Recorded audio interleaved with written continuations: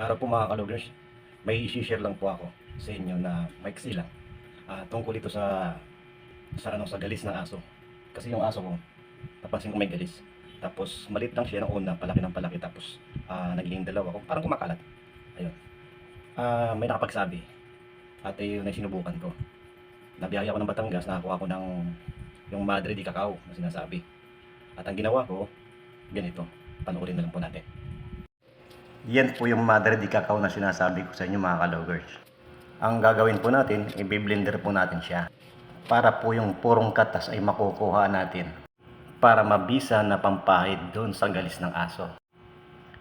I-blender po natin siya ng maigi hanggang sa talagang durog na durog.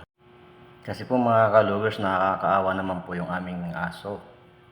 At napapansin ko po sa mga ibang aso ay ganun din ang nangyayari. Siguro talagang napapanahon siguro na ganyan yung nagiging sakit nila. Ayan po, tapos na po nating i-blender. Isasalin na po natin sa isang maliit na bote. Yung ginamit ko ay yung dating lagayan ng perfume ko.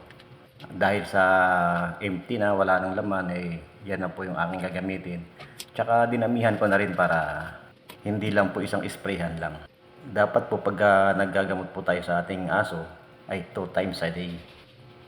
Isa sa umaga at isa sa gabi.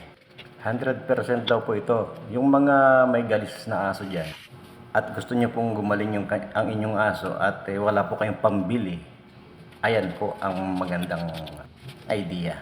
Kukuha lang po kayo ng Madre di Cacao at kung wala po kayong pang blender, pwede naman yung pitpitin hanggang sa kumatas. Yan, papahid nyo na lang siya. Yung aming blender ay hindi na po namin ginagamit yon.